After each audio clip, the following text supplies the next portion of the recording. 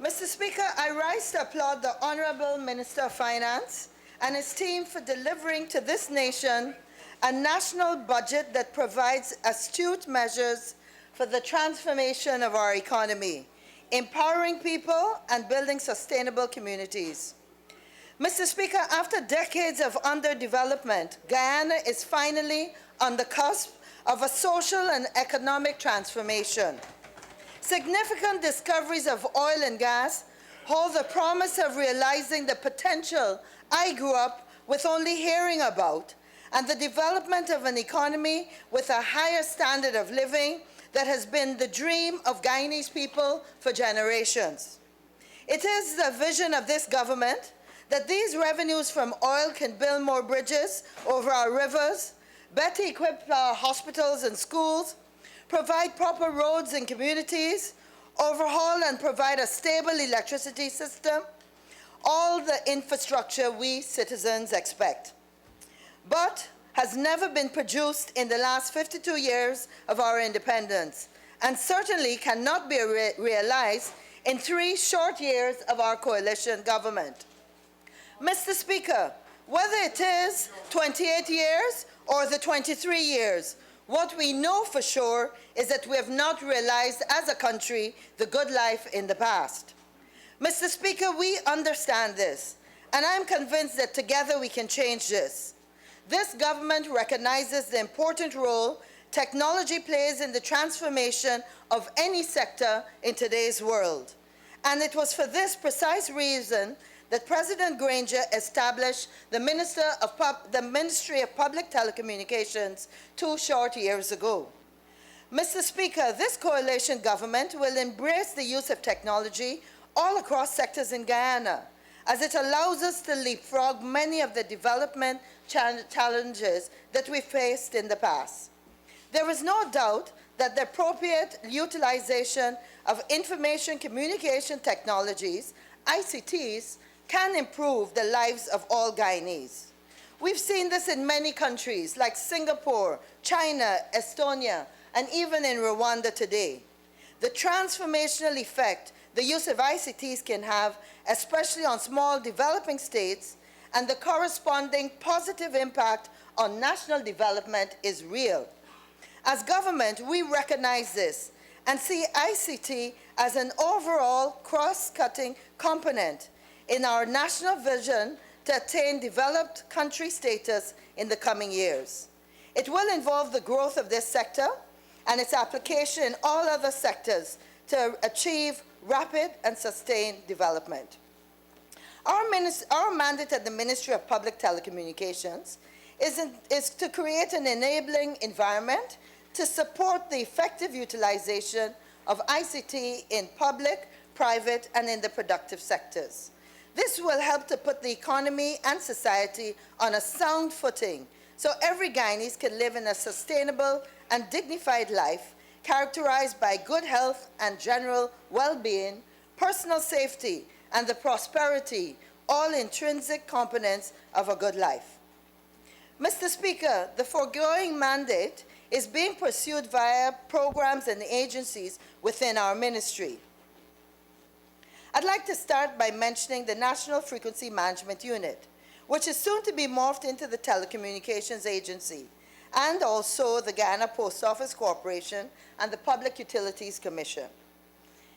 Mr. Speaker, the Arthur Chung Convention Center was fully rehabilitated and modernized in keeping with Article 2 of the Implementation Agreement on the rehabilitation of the center, to the tune of approximately $7 million in grant funding. It was returned to the people of Guyana in June 2018 with a slew of additional features and a modern audiovisual technologies, a main conference hall that now is equipped with new digital conference systems and also is able to translate and relate simultaneous 3 different languages. The center has contributed to the well-being of Guyana and enhancing its potential as a conference tourism destination. Since reopening, the Arthur Chung Convention Center has hosted 37 events, including the recently conducted and very successful International Civil Aviation ICAO Air Transport Conference, and in January, we'll do another UN conference. The Post Office Corporation the Post Office Corporation's main objective is to help the people, organizations, and communities of Guyana grow by keeping them connected through money transfer, mail, and information. This has been a major challenge as the postal services have been neglected for more than 2 decades. And today we face declining and dilapidating physical infrastructure at many of the 46 post offices. Nonetheless, the GPOC aspires to provide a safe, secure, and structurally conducive business environment and is trying to upgrade our physical facilities. In 2018, the New Amsterdam Post Office was fully rehabilitated and equipped with adequate ICT, air conditioning, weather protection, seating accommodation for pensioners, and proper lavatory facilities to the tune of $23.2 million. The post office was commissioned in October of this year, while repairs to the Wismar Post Office, torched a few months ago by bandits, will commence this month. In the coming year, the GPOC will begin capital works, which will be carried out at Anna Regina and the Soesdijk post offices, with a total value of $38 million. Through support from the NDMA, several post offices will also function as ICT hubs. The Post Office Corporation started the process of rebranding and focusing on providing new services, such as their express mail service with online tracking capabilities. Mr. Speaker, as most persons are aware, the Post Office is mandated to administer the payments of pensioners in Guyana. This continues to be a massive drain on the resources, especially given the spate of robberies, and highlights the need for Guyana to move into new financial payments when it comes to paying our pensioners. Just 3 days ago, $2.2 million was stolen from the Charity Post Office, and over the last 2 years, 2016 to 2018, a total of over $8.3 million has been stolen. It is therefore clear that our postal services, if they are to become financially viable, must reduce the amount of cash it has on hold. Mr. Speaker, with this in mind, the Postal Service is committed to leaving no stone unturned, and therefore we have started to look at projects that would be able to increase the convenience of our senior citizens in accessing their pensions. Here we're talking about implementing other payment systems for pensions. These will include a choice of either having a bank transfer to an account a citizen may have, by check, some of the new financial payment systems like mobile money, or if they choose, they can continue to visit a post office. The difference is at least citizens would have a choice. Mr. Speaker, recognizing the significant amount of our citizens who are approaching the year of retirement, we know that many of them already have a bank account and are digitally competent, and therefore we are sure that they will want to utilize such facilities. The Public Utilities Commission, Mr. Speaker, is a statutory body that has regulatory, advisory, and enforcement powers and functions under the laws of Guyana. And part of its functions is to initiate and conduct investigations into the operations and standards of service for all the public utilities under its purview. Those, of course, include the Guyana Power and Light, Guyana Water Inc., the Guyana Telephone and Telegraph Company, and U Mobile Cellular, which of course we know as Digicel. The PUC continues to sensitize, serve, and to collaborate with consumers and operators alike. For the period January 2018 to October 2018, the Commission received 487 complaints against utilities organizations and are actively investigating 349 of them. And I'm happy to say that in the last 12 months, they have actually collected more than $10 million for citizens as compensation for different challenges that they may have faced. The National Frequency Management Unit I mentioned before will be absorbed into the Guyana Telecommunications Agency early in 2019 as part of the long-awaited liberalization of the telecommunications sector. This process has been complex. The skeleton telecommunications agency has been established, and finally, I can see light at the end of the tunnel. Mr. Speaker, I would like to now address the work that we're doing at the National Data Management Authority, the NDMA, and our e-government initiative. Members in the House will recall that this government operationalized the government fiber optic network first built by the Chinese in 2014, but which lay dormant until after 2015, when this government put it to good use. It is through this e-government fiber network that the NDMA has provided secure, reliable internet access to 116 government agencies today, and continues to improve the internal operations of these agencies. In addition, they have created 79 public access points. MP Burton, on the other side of the Honorable House, please tell me how many you connected in your 23 years. Very soon, all of our regional and NDC offices, including our fire stations, police stations, and outposts, will be connected, improving efficiency and security. Mr. Speaker, we fully understand that using digital technologies in government's work can readily provide citizens with easier access to government services.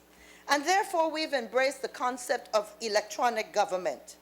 That means our level of commitment to this course of action will be reflected in government's 2019 allocation of approximately $1.9 billion or 8.9 million US dollars in two major projects, the ICT access for hinterland, poor and remote communities, and of course, the 3.7 billion or 17 million US dollar project that we've called our National Broadband Project.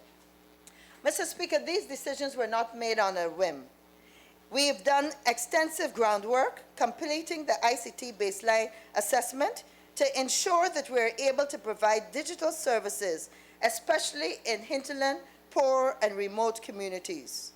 These resulted in the formation of 6 strategic e-government objectives that are aligned to the United Nations Sustainable Development Goals, our National Green State Development Strategy, and our ICT policy.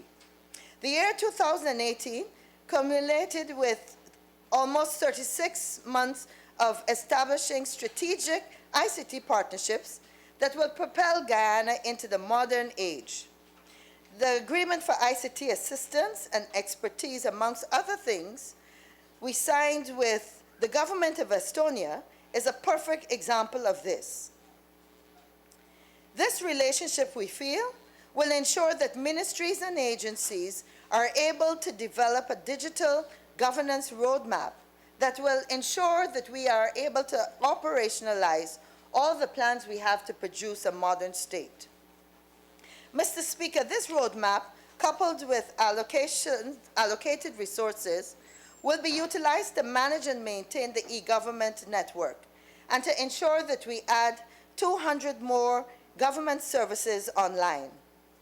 Mr. Speaker, I will be the first to recognize that we have failed for decades to provide internet connectivity to our hinterland and interior locations and communities, and proper telecommunication services.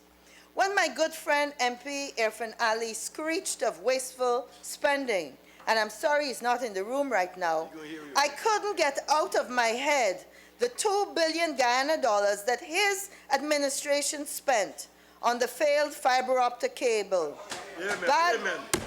Badly laid, exposed to the elements of nature, and dashing the hopes of providing better internet and telecommunication services from Tamari to Latham. I'm happy to know that the leader of the opposition, in a recent statement, publicly acknowledged that that project was most unfortunate. And therefore, I hope that someday we may get an idea of what happened with the more than 200 million US, or rather, let me correct that, the 2 billion Guyana dollars that was wasted and went down the drain. We've never had an explanation for that. Let me remind the citizens of Guyana that this government is firm on its anti-corruption stance, despite the screaming and shouting from the other side. We recognize that it is a major challenge all across our society, from the healthcare worker that removes tablets from a health center to the big business who prefers to offer a bribe rather than pay his due taxes. Mr. Speaker, these are the realities we don't like to talk about. But, Mr. Speaker, I am confident that the increased use of technology can change all of this, increasing transparency and accountability, which we all strive for. Mr. Speaker, the establishment of 131 ICT hubs to date has been a tremendous opportunity and a source of excitement. We will invest also in the construction of a state-of-the-art data center to complement our existing facilities and to ensure the safety of government data. And we are collaborating with our sister ministries to implement other initiatives, such as e-learning, e-health, and of course a safe city solution across this nation. Government's investment in ICT are continually bearing fruit. A significant aspect is what we call the Citizens e-participation platform. This platform, when commissioned, will be accessible at www.government.gy, a suite of internet-based tools that include a Government of Guyana online portal, catalog of transactional public services, and also a complaints and incident reporting tools for citizens to inform government of the quality of public services they are receiving. I'm happy to say that that tool, the complaints and incident reporting tool, actually came out of a hackathon that one of our groups of tech savvy in the young people were able to create. Mr. Speaker, during 2019, my ministry intends to deploy an additional 25 online fillable forms which citizens across the length and breadth of Guyana and in the diaspora can use to facilitate transactions with the government. This prevents them from having to go to government agencies and spend a lot of time just standing up waiting. These electronic public service forms, or e-forms, will provide or will cover services such as business registration, police clearance, sickness and benefit claims, house lot application forms, job seeker registration, job vacancy registration, nursery and primary school applications, and of course the passport application process, which my colleague on my right side has so ably managed and put in place already, and of course the registry of births, marriage, and deaths. Mr. Speaker, in addition to e-forms, several government agencies, such as the Guyana Revenue Authority, the National Insurance Scheme, and even the Guyana School of Agriculture, have taken up the charge and encouraged their citizens to submit applications and to transact business online. Mr. Speaker, this is the way of the Guyana to come. Also, I'm happy to say that given a collaborative effort with the Ministry of Education, 11 smart classrooms will be deployed in remote areas with connectivity to the e-government networks. This will enable students from those regions to actively participate in educational programs and classes taught by teachers in any part of Guyana, who will utilize a main or central classroom to video conference and to connect. Mr. Speaker, we know the challenges of providing education and health facilities in the most remote of our hinterland communities. And this government feels that no citizen, no community, regardless of where they're located, should be left out. In time with the provision of these smart classrooms, Our project will provide over 40 tablets to students in those hinterland poor and remote communities to guarantee that connectivity and learning will be possible. In 2019, the enhanced capacity and resilience of the e-government network will be enhanced as we provide telemedicine facilities and connectivity to the most remote health centers across the country. This we're working very closely with the Ministry of Health on, and we know will significantly improve the lives of many of our residents in those respective communities. Mr. Speaker, the National Broadband Project, a US $8.3 million project, and its Safe City solution is of especially big interest to me. Mr. Speaker, it is clear that technology and crime-fighting techniques is the only way to combat the dishonesty of some persons. We're therefore excited that the Safe City component of our national broadband project will add a modern fiber optic network to the existing e-government network to sustain not 100 MP Burton, but 365 surveillance cameras that will be deployed strategically across over more than 100 locations across the country. These surveillance cameras will be connected to a command center, including our emergency 911 call system. Mr. Speaker, with digital license plates, internet-ready police cars outfitted with dash cams, and mobile dispatching systems, we are confident that these initiatives will improve transparency, accountability, and ensure enhanced security for citizens, residents, tourists, and businesses, and around our capital. Mr. Speaker, in addition to this program, we're confident that our e-participation program will empower citizens, giving them the ability to better interact with government. Let me remind you that in the past, long before 2015, and actually long before 2015, several ICT hubs were supposedly created. Except, Mr. Speaker, we have found empty buildings at Rupati, at Tushin, and in Enmore, which really are a legacy of the former government's attempt to improve this connectivity in Guyana. And I know my colleague on the other side, I won't mention a name, loves to shout out, "Fix it, fix it." I am proud to say, we will fix it. We are fixing it. Mr. Speaker, over $1 billion is programmed in 2019 to ensure all citizens have adequate access to the internet.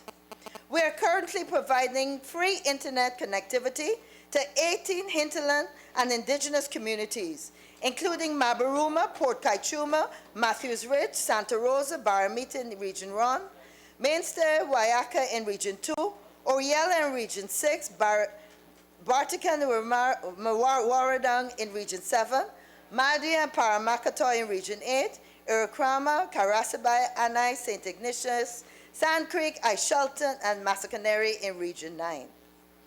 Mr. Speaker, never before have these communities gotten stable and reliable internet access as they do today. In addition, we're happy to say that the regional democratic councils in some of these communities will be provided with internet access.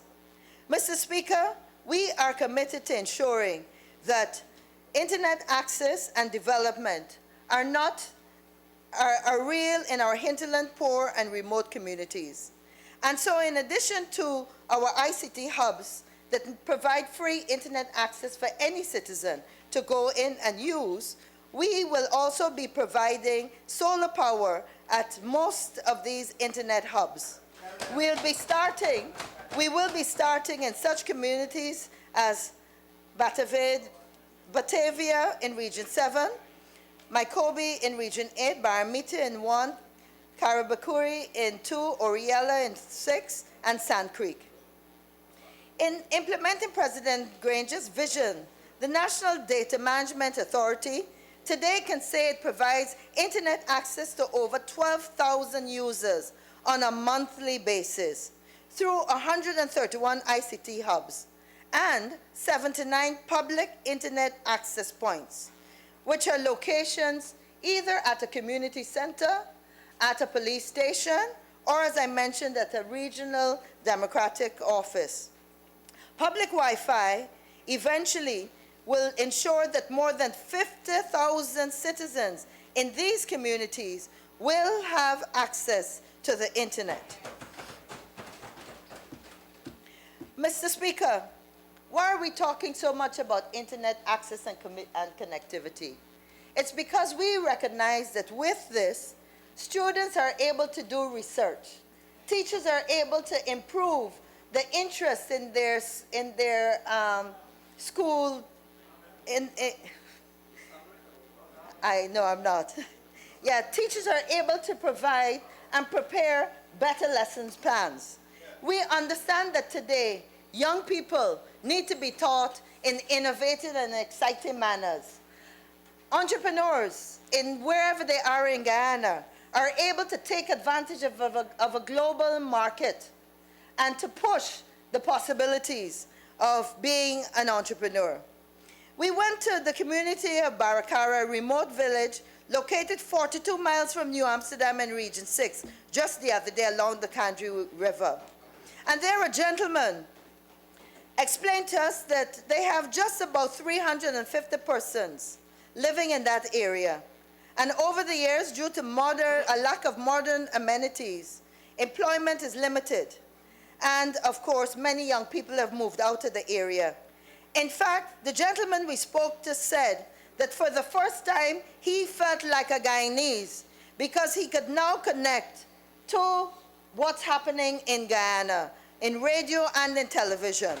This is the power of connectivity to change communities. Mr. Speaker, I mentioned the importance of access to the internet, which can aid in the learning, improve the learning of our people. Here we're talking about online learning and research opportunities. I mentioned telemedicine. Mr. Speaker, in the community of Yakosari, Blackbush Polder, Region 6, I went and paid a visit, and residents there welcomed the establishment of their ICT hub. Many of them expressed their hope that access to more information via the internet would be able to boost their rice farming practices. Mr. Speaker, in Parika on the East Bank at Swikebo, before the establishment of an ICT hubs, residents were required to pay large amounts of money to even get online. One father shared this with me, and now he says that he ensures that his children visit the ICT hub at least 3 times a week to make sure that they are doing their research and their homework. These are all exciting things. Mr. Speaker, which you failed to implement. Mr. Speaker, ideas and talk is cheap. The doing is the difference. That's right. That's right. In 2019, investment in cybersecurity is budgeted to exceed $100 million because we recognize that access to the internet opens us up to more challenges in terms of our security and the protection of our data. I'm happy to say that the NDMA is currently implementing an electronic document management system, which really we have needed in Guyana for a very long time. This is being done on a scale that has never been done before. And finally, original paper-based sources of documents and workflows will be streamlined to ensure that we put them into a digital format. The ongoing pilot in this digitization process has started at the Lands Registry Property Records and is scheduled to be completed in 2019. Next year, we will do the National Archives, the National Drainage and Irrigation Authority, the Ministry of Communities, and even the Ministry of Indigenous Affairs will be benefiting from the electronic document management system. To complete this program, our ministry has already employed over 100 university graduates as ICT engineers and technicians, and provided in-depth training for 40 innovative and competent young people. And most importantly, by January, we are going to have to hire an additional 60 youth to join our team.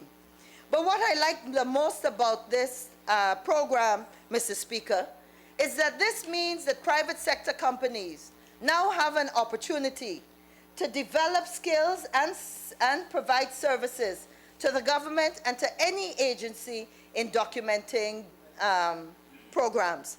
As you know, throughout the private sector, throughout the public sector, we have challenges where we've accumulated years and years and years of paper. That we feel is a great opportunity for our young tech-savvy individuals that we're training to be pushed into employment in these areas. The main focus of the development of this transformational sector continues to be the development of an ICT-ready workforce. We recognize that 75% of the jobs worldwide by 2025 will require some skills in ICT. And I'm happy to say that this year we have trained over 400 young people in ICT literacy in regions 2, 3, 5, and 6. Mr. Speaker, my personal highlight was when we went looking for 20 girls for a 12-week Girls Can Code ICT program. And in fact, we were looking for girls between the age of 11 to 14 and ended up with 56 applications, which to me was a testimony that our young people get it and are prepared to learn and to be part of this new digital Guyana. Mr. I'll Speaker, remember you have 5 minutes remaining. Mr. Speaker, I mention our girls only to recognize that in Guyana, as in many parts of the world, girls are less likely to get into ICT fields. But for the naysayers, I'm happy to say that we also accommodated over 50 young boys in coding camps during the August holidays. And those camps, we targeted 47 persons in Berbice, 30 in Essequibo, 50 in Linden, and we did similar training in Curacao. A website development course in Vredenhoop, Mr. Speaker, was a big hit. And Mr. Speaker, I want to take this opportunity to say that right now, as we speak, we are confirming a collaboration with STEM Guyana, which first introduced robotic training to young people in Guyana. Through this program and with the help of the Department of Youth and Sport, 35 of our ICT hubs will be providing, as of 2 weeks from now, just before Christmas, training in STEM at ICT hubs in regions 2, 3, 4, 5, and 6, and 10. And young people across Guyana will have an opportunity to participate. Mr. Speaker, one of the joys of what we have achieved in this budget is the fact that our Minister of Finance was able to respond directly to a need and to a request to do more for our persons living with disabilities, who continue to be left out of many development initiatives. Our goal is to create an inclusive society. And Mr. Speaker, this budget, which I am proud to support, has included a transformational measure which allows persons living with disabilities to purchase a smartphone, a phone with accessibility features that are voice activated for the blind, and also features for the deaf that will enhance their day-to-day living.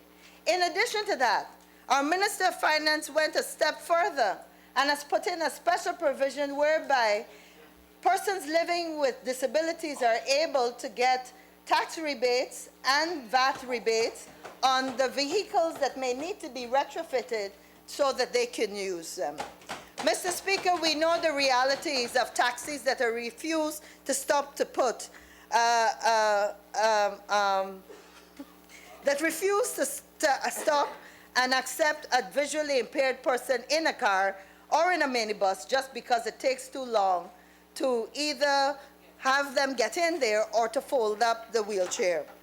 Mr. Speaker, there's no question that we have done an amazing range of things. The one laptop per teacher program, which was earmarked by our president, has now distributed 8,848 laptops to our teachers. We have also connected 11 student dormitories and hostels, including the Amerindian Hostel, the dormitory in Guyana. In fact, we've done all the dormitories. And then, of course, we have our much-anticipated Center of Excellence, which will provide training in data management, in web technologies, in Java, to members of the public sector. And that, of course, is a gift from the government of India. Mr. Speaker, in any country, our greatest asset is our youth, our human capital. And in Guyana, we know that these ICT development projects have a positive impact on our youth. Two of the things that we will be implementing next year is our Venture Capital Fund and our ICT Park. And Mr. Speaker, we, over the last 12 months, have been supporting several of our ICT young people that have been doing amazing things. I want to take this opportunity to mention a few of them. The thrust of ICT development is the building of entrepreneurial activities. And this is where we have changed the concept of going and looking for a job, but creating a job yourself and enjoying the fruits of that.